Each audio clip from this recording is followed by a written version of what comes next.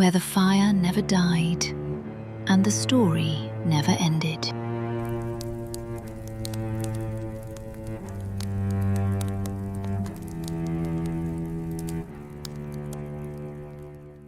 Welcome to the Ash and Amber House of Us today. We are breaking down the walls of spaces where institutional power is built. Joining us today for our first premiere of our episode, The Room Where It All Happened, is Nathaly Lenz. Hi, Nathaly. Thank you so much for joining us today. So for me, it's more about understanding about, where it all happened. However, Nathaly here is coming from an ex-Swiss banker background, correct? She's a managing structural assets as an ex-Swiss banker to paving way lanes as Dubai-based Bitcoin and advocate and founder of Global Women in Finance. Nathaly has spent decades leading in heavily male-dominated rooms. Nathaly, welcome to the house. Thank you, Queenie, for having me. Let me ask the first question. Yeah, please. Why Ash and House Ash and Amber? yeah, Ash and Amber? Okay, so Ash and Amber started when I did my first event. So I own Ash and Amber as a company. So my company was created last year, October. My background is events managing, planning, and organizing. However, after working with niche luxury brands and also working for different industries, I decided to create my first event. When I was creating this first event, it was supposed to be a cigar event. So we were looking for names and ideas. Okay, what should we call it? Because, when you think cigars, you're thinking men, not women. But I wanted something that had men and women both together. So I was see. brainstorming with my friend Luke, who's an amazing person. So we were brainstorming, different names, trying to merge things together. And then he sent Ash and Amber. I was like, oh, that is really a beautiful one, because then the ash represents the man and then the ember represents the woman. However, the ember is with an E, not an A. So, Voila. exactly. see. So it became my brand. So from creating that Ash and Amber Gatsby 1920 cigar event to actually creating my company and my brand as the Ash and Amber Events Company. And because of that, trying to hold my events company as my brand and also the podcast, I decided to call the podcast the Ash and Amber House of Us. Voila. So House of Us means House my of house. Us. Exactly. It's Yes. my house and everyone is welcome to it. So that's why I decided, because I wanted to do House of Hers, but House of Us feels like people would misinterpret and think maybe it's more women focused. But no, I decided to change it to House of Us. So that way everyone is welcome to my house. So thank you for That's being in my house gorgeous. today. That's gorgeous. So we'll jump into it. We'll start with the first question. So describe the first time you felt like the only woman in the room.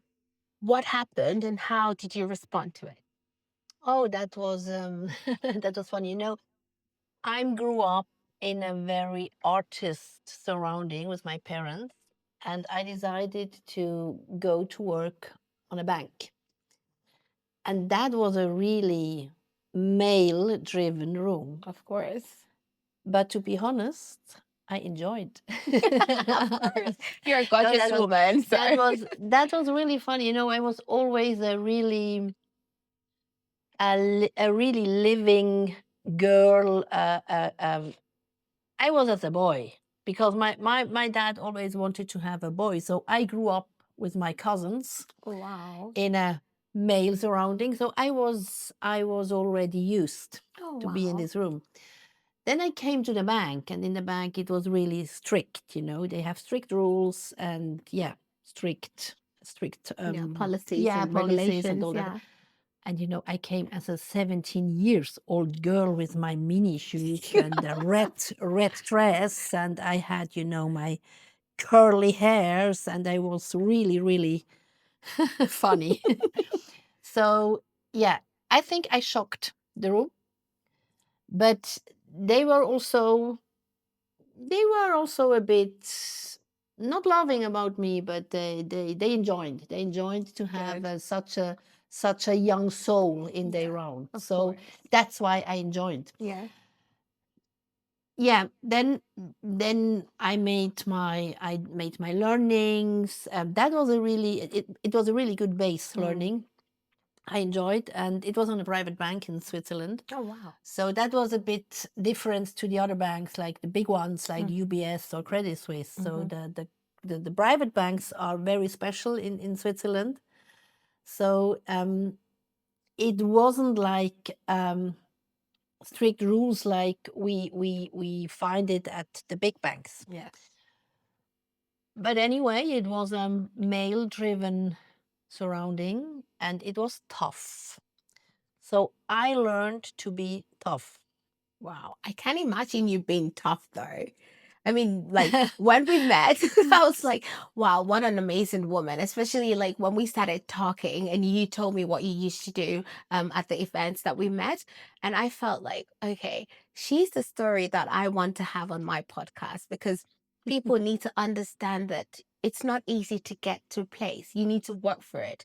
It doesn't matter where you're coming from, but to get to a place where, you have to toughen up to be able to deliver. Yeah. And sometimes they look at us and think, oh, women, we think with our emotions. We don't think with the brain. But you, with that, like I can tell, like, yeah, you did both basically. Yeah, but I had a wonderful boss. My first boss, he was my mentor, and he is still my mentor. So he had the heart on the right place, and I learned to connect heart and brain. Of course. And that's the way you need to go. And yes, I worked harder than every man in the room. Of course. That was the rule. Yeah. I knew that. So I had the choice. I do it or I don't. Yeah. So yeah, that was a really, really good life school as well for me. Was it a beautiful experience though?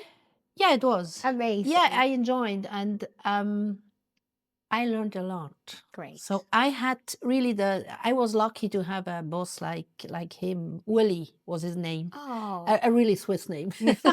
It's very typical, Yeah. isn't it? Yeah, he was a good guy, and he pushed me. He pushed me in a good way. Okay. He was hard with me. I learned to talk as a man.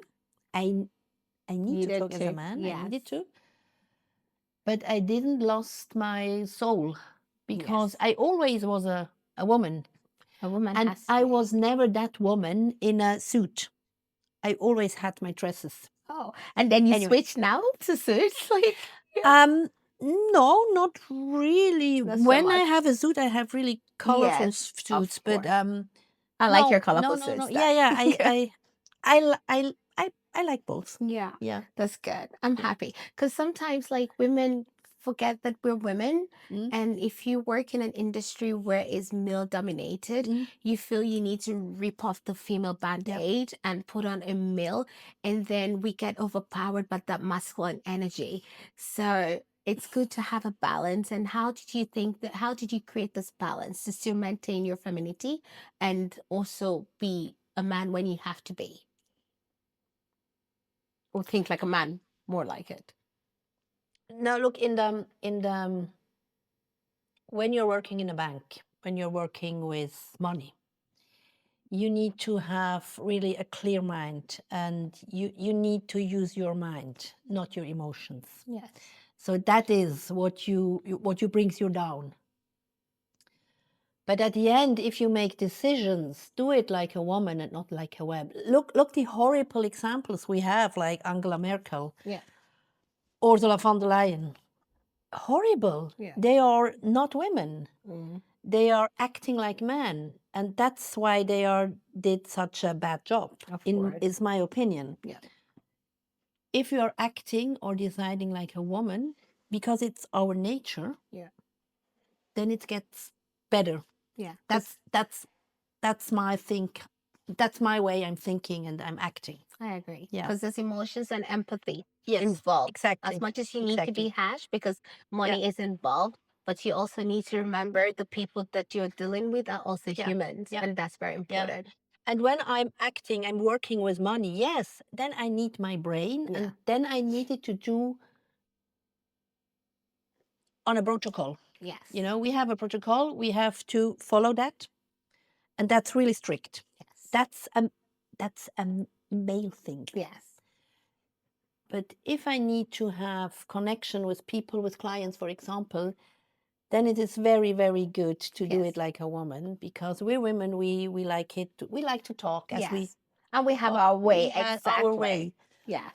And we also have a feeling, a really good feeling About things. about people. Yes.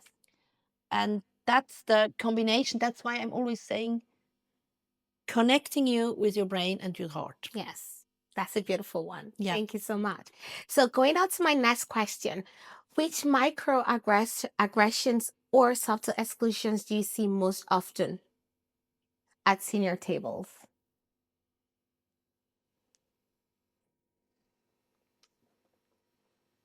It is, yeah, it's this feeling, you know, you Yes. feel it between, how do you say that in English? You feel it Energy. between, you feel the energy Yeah. between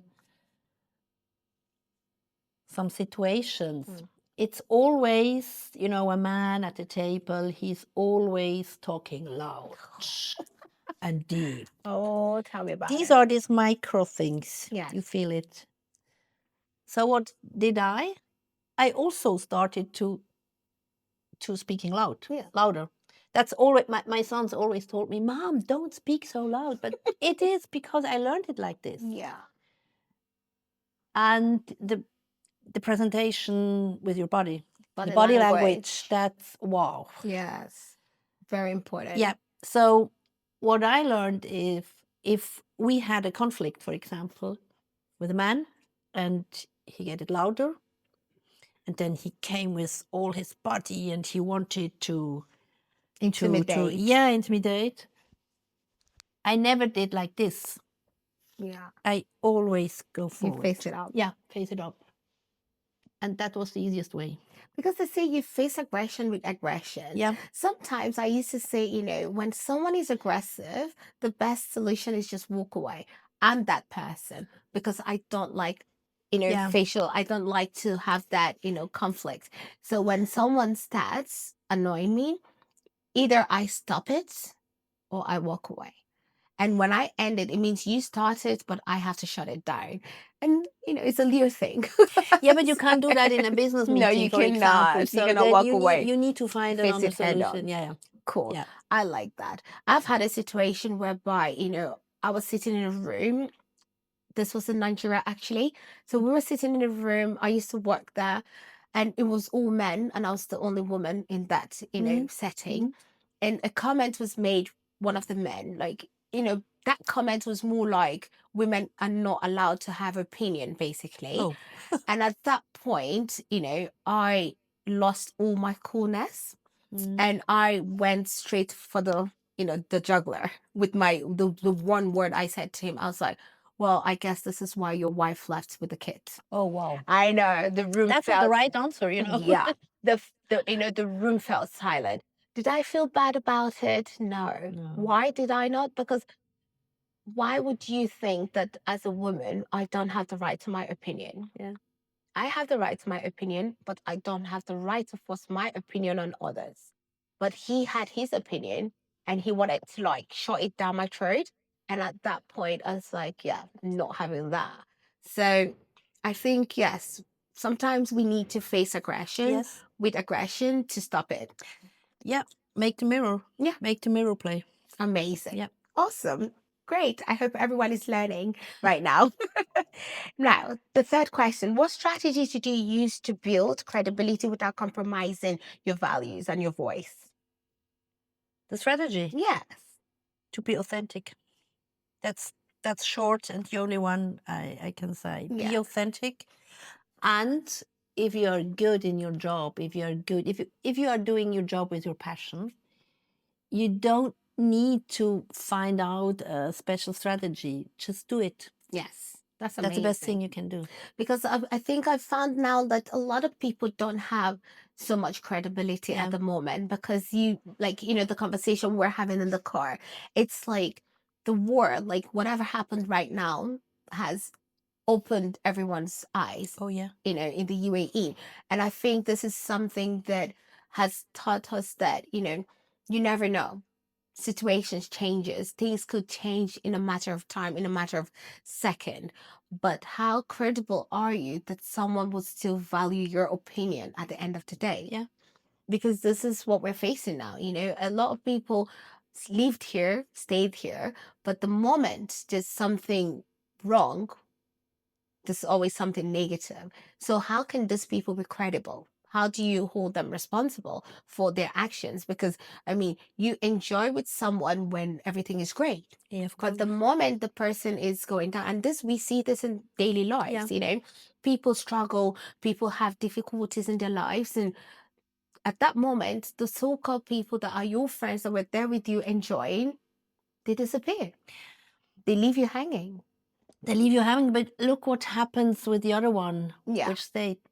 Exactly. They build a new community, they And a build a new new connection. group, they build new connections, new friendships, Yeah. new partnerships.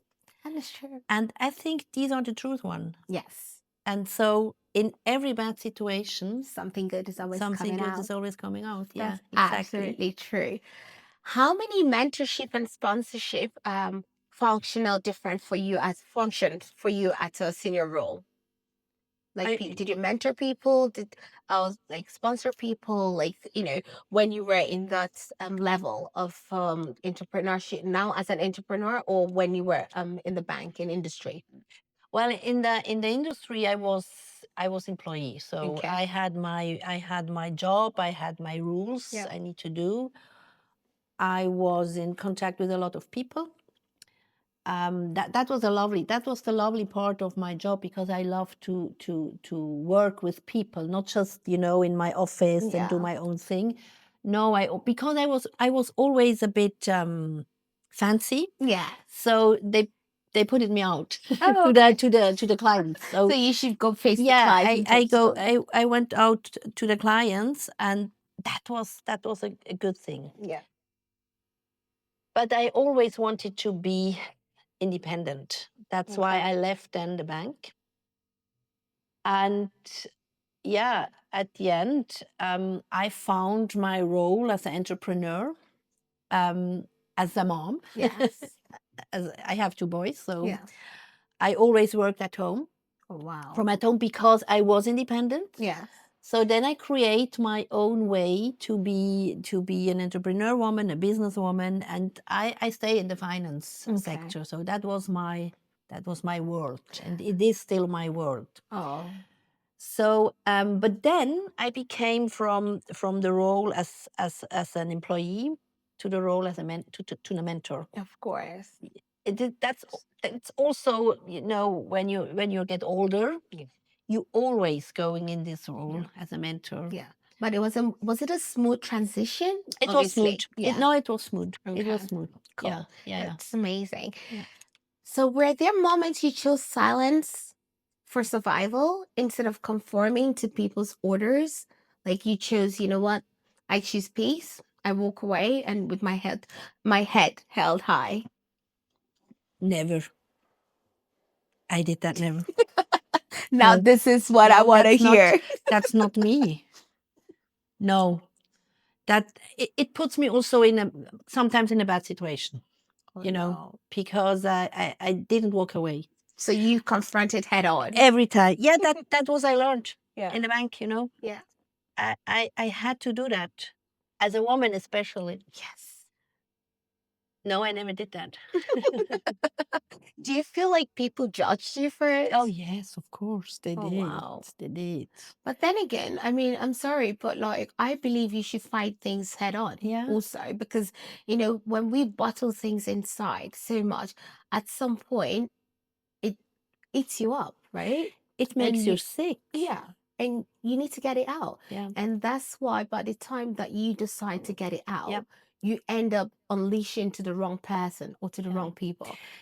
You can talk together Yeah. It's so easy. Why you don't do it? Yes. So I think we can always find a solution and a good way. But Yeah. when I'm walking away, I don't give any chance to that. That's true. So You're very that's my right. believing. Yeah.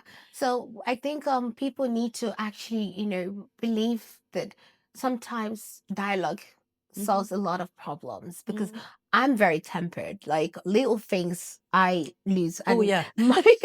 my mom used to, like, she used to call me and like, you need to calm down, you need to control your temper. And so I was like, yeah, but if someone says anything that aggravates me, Mm. I'm not gonna keep quiet. I would face it head on. So then don't, to say don't poke the bear. So don't poke me, because if you poke me and I'm right when you poke me, then things can get really a bit messy. So now it's taken a while and I'm trying to kind of control. And I think also with the industry that I work in, you have to have control, Oh, because yeah. event industry is not easy. You're either yelled by your boss, or you are yelling at a vendor, or a supplier is, or the client is yelling at you. So you need to find a way to balance. And at that point, you start controlling your emotions, and you need to try to stay calm, take everything in, listen, and then move on. That's it. So I think our industry that we work on helps us also to control a lot of things, narratives that we don't have control over. Isn't it everywhere like this? Sometimes, yeah. Yeah. Sometimes, because you feel you're scared, because you're like, if I say it, I Yeah. lose my job. If I say it, I lose a client. If I say it, I lose something, Yeah, and then yeah. this becomes fear, that people hold things in, even when they're not happy. They feel, I can't speak up, Yeah. because if I speak up, then I'm afraid I could lose a Yeah. lot. Look, I also had this situation. I said something, then I lost my client. Yeah. But at the end, it was a good choice Yeah. of my side, because there is a place for other clients. Yes. Exactly. You need to let it go something. Yes. For something good That's is true. coming then. Yes. Yeah. 100%. Yeah. Okay, we're going to take a short break for now, and then we would come back to the last three questions, and then it's going to be the end of our session. Okay.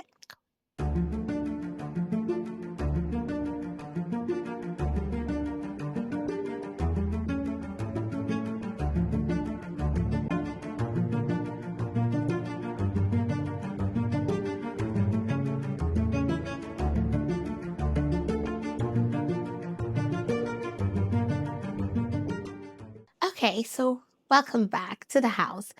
Just we had a bit of a short break, but before we continue, we're just going to take time to say thank you so much to Mark Hadman, CEO of RideJet, for letting me use his venue and space for this podcast. And thank you so much, Nathaly, for being here with me today. So we've got two more questions for the day, and then we call it a night. Well, a day and a night. So cool.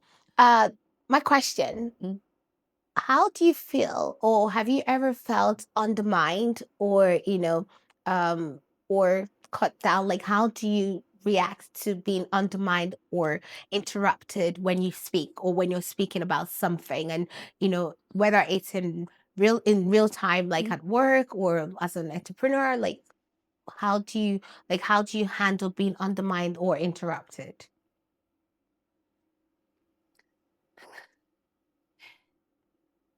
It doesn't matter, when you are doing what you love, you are doing, you are good, then you are the best. Yeah. So it doesn't matter if you are interrupted or not. Yes, of course it happens also to me, but it makes me stronger, Yeah. and I was never I was never then down, or how do you say that, I never cried about that. So it makes me stronger. And yeah, that was the way I worked with it. So no. Okay. No. Because a lot of people feel when they're undermined, because sometimes it could be at work, or it could be you're making a point, but then there's always that person that tries to stop you or tries to shut you down. And a lot of people struggle with this situation. And at that point, they give in or they keep quiet, especially the younger generation. But, it's something that people need to know, that you shouldn't feel stopped. If you know that what you're doing or what you're creating would be valuable for people, then it doesn't matter who tries to stop you. Yeah. You need to keep going. Yeah, that's what I mean with when you do it with your purpose, as your purpose, then you just go. Yeah. Just go. Yeah, sometime life happens. So we also had our moments as a family. My husband had a really bad accident. So when my elder son was 6 years old, Yeah. we had a really, really, really sad situation. We didn't know if my husband will survive. So he did. And that was, as a second birth for him and also for us as family. And that was also a point that makes me stronger. Yes. And if something like that happens to you privately, nothing can stop you in your business. Of course. So that's, at the end, it is the thing how we see it or how we act. Yes. So that's the way. That's the way I go to my life. Yeah. It's amazing when you say that, you went to, you told me the story, which was something, you had a son that was 6 years old, and then you had to deal with also caring for your husband and also supporting the baby and, running the business all on your own. And you did it effortlessly without, feeling any remorse towards the situation or towards the people around you. And I've met a lot of people that have had, similar stories, not close to what you went through, but they just give up and they curse out. Some people walk away from the situation because they cannot deal with it. But then you stayed. What gave you that courage to stay and not walk away? Believing to myself. And at the end, it was the love, it was the love to my husband, to my family. And I had a really good background for my own family, my parents, my aunts, my cousins, Yeah. So we are Italian and Austrian. So we have a really strong relationship as family. That was my basic. Yes. Without this, I couldn't survive, Of to be course. honest. Yes. So you would say that love was the key that Yeah. binded you? Oh, yeah. Of Okay. course, love is the key for everything on Yes. this world. Yeah. That's Yeah. It amazing. was, at the end, it was the love. Yeah. But otherwise, I was always a terrible and strong child. As I No told you, way. my dad always wanted a boy. Yes. So And you I became grew up with my both. cousins. I think, yeah, I have both in me. Yeah. So I always was a terrible child. And when I had something in my head, I went for it. So, and I did it my whole life. Yeah. And that was the way I had a really strong believing in myself. Yeah. Wow, that's amazing. Yeah. When you said, like, I like what you said, like when you have a feeling or an idea in your head and you go with Yeah. it, and and this is me. Yeah. Like, I have an idea, it brews Yeah. in my head. I do not stop until it's done. Yeah. And the thing is, like, for me, it's important to come out. I don't care if there's mix-ups or mistakes. We learn, and this is the beauty of life. You have to learn every day. Yeah. So for me, once an idea pops in my head, nothing is stopping me. When did I tell you that I was going to do a podcast? Like, what, 2 weeks ago? And here we are today. We're doing a podcast. And that's just because when you believe in something and you have people around you that actually believe in you and believe in what you have to offer or say, I think that is also a motivation, right? For you to do it. That's a good motivation. Yeah. The other side is when nobody believes in you, then you need to be stronger Yes. as you are. Fight. And that's also a good, it's also a good rocket. Yeah. Rocket, how do you say that? Yeah, like a good learning curve and Yeah. rockets, to move, like, Yeah. because sometimes when people create doubt in your mind, you start shifting your idea into their idea. But then again, I always say, it's my idea, and it's cooked in my brain how I want it. So I don't really need your opinion, unless your opinion kind of, is going towards my idea. I'm happy to hear your opinion, but it needs to still be around my idea. But your opinion trying to change my entire idea, then I don't need Yeah. it, and this is me. The good thing was I grew up in a really male world. I need to learn to act in my job, to act as a man, but decided as a woman. So that was my rule Yes. I created for myself. Mhm. But the good thing was, in this really tough male world, I learned is to be not to be lazy. Yes. So many people, they are lazy. That's true. I came 5 months ago. We came to Yeah. Dubai. After 2 months, I organized my first breakfast from scratch Without with having women. any contacts I and maybe. don't have any contact. Wow. Just some friends we Yeah. know here in Dubai. Yeah. But I started with scratch. Yeah. Wow. Because this idea was in my head and I wanted to do that. And I told me, even if we have a breakfast with 5 women, I will do that. It's not So the at the end, we were quantity. 12. Yeah. And that was amazing. That's true, because for me, it's I always say it's not about the quantity, it's the No? quality of the Yeah. people. Just like the event when I created the heritage event, the Yeah. cultural heritage Lovely. staycation 2 weeks ago. We Yeah, had 2 that, weeks. Yeah. and you were one of the people that came. When that idea was coming up, and I was creating this with my friend Liv, and I told Liv, was like, we were discussing it. At first, it was meant to be just one, and then we're like, you know what? We would do it in all the Emirates, but it's just about building together and showing people like the beauty, the culture, the heritage, and you know the unity that brings us together, even Yeah. though we're all from different places.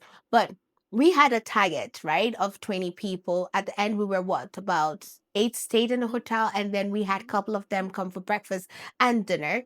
But it was beautiful to see everyone sitting together, talking about the love, the unity of UAE, and how it brought us all together from different nationalities and different culture, and we're here.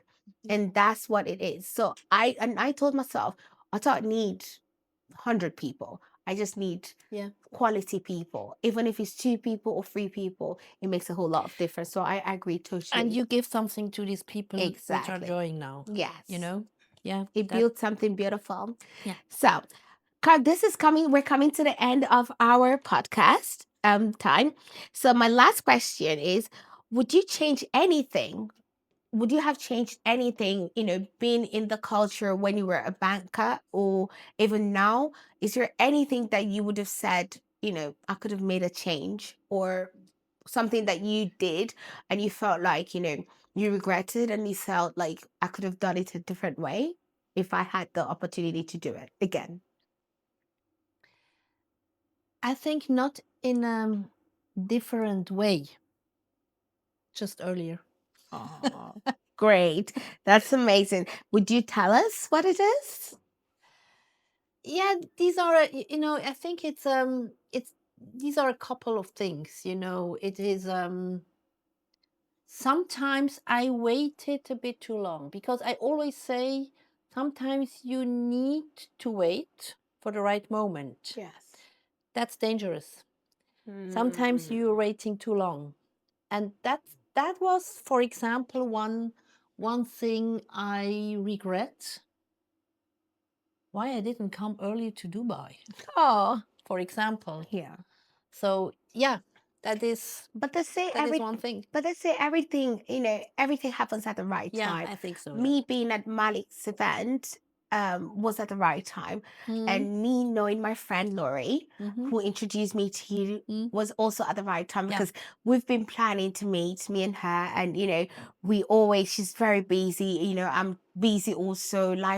Everyone is, running on their own lane, which is why we were talking when we're coming now in Dubai, people actually have time to sit down and have a coffee. Yeah. People actually have time now to connect with people because, with what's happened to us in the past 90 days now, we've seen a different side to the people that stayed, to the country, the Oh, yeah. culture, and how we're treated and how welcoming and how, people make themselves available for others. And that is something beautiful. So I'm very happy that I had you today on my podcast, and it's been a really, really amazing pleasure.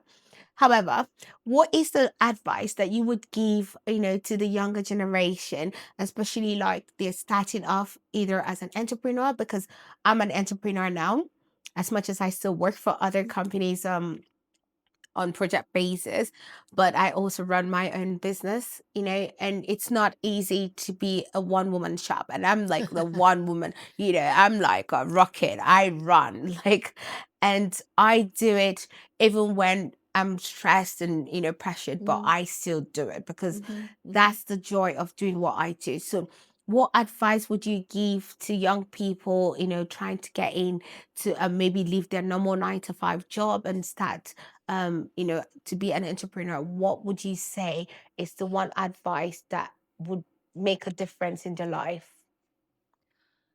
Something really unusually. Yes. Not the normal numb, because we always have the normal numb. Yeah. It's okay. It's difficult. Don't do it. But yeah. Know your numbers. That's the Okay. most important thing. Know your numbers, because finance, you can't live with just love and air. Yes. You need money, Yes. and to be a good entrepreneur, to be a successful entrepreneur, you need to have clients. You need to have sales. Yes. Yeah. 100%. So the other side is know your numbers. How much costs something? How much I do earn? So these are the two things you need to know. Okay. What comes in, what goes out. Know your numbers. That's the first thing as an entrepreneur. And that makes your life really, really easier when you look for that. That's why I founded Global Women in Finance, because I think that a lot of women, for example, or female entrepreneurs make always the same mistake. When it comes to money or to finance, they give it in another hand, mostly to their husbands or to the banker, to a man. And they don't take any responsibility for their own money. Yeah. And that's something, as an entrepreneur, you need to know your numbers. So that's number one. So regardless of what business you're doing, you need to really keep an eye to understand your business module. And even if you're not experiencing the numbers, hire someone, but you need to also make sure you're there. And you need to make sure that you understand it. You need to know it. Yeah. Not your advisor. Yeah. Or not your husband. Yeah. You. Wow, that's a very beautiful one. So you've heard her. You need to know your numbers as an entrepreneur. You need to make sure not just give it to someone else, your advisor, your partner to handle. You really need to get involved in your business, get involved in your money, know where your money's going, what is coming in, what is going out. Thank you so much, Nathaly, for having been my first actual guest on my podcast, House of Us. If you want to meet us, you know where to connect with us at the official Ash and Amber Affair. And you can also reach Nathaly on her Nathaly on her Instagram page, correct? Instagram, LinkedIn, Twitter, whatever. Okay, so it you can works give for them you. the information. She's going to tell you where you can connect with her. And a big thank you so much to Mac Hadman, the CEO of RightJet, for giving us this opportunity to use his space for this podcast. You can also follow him at RightJet on Instagram, and you can also check out the website for your private charters and anything you need. You know where to go. Thank you so much. We're signing off. Till next time. Thank you. From the Ash and Amber House of Us.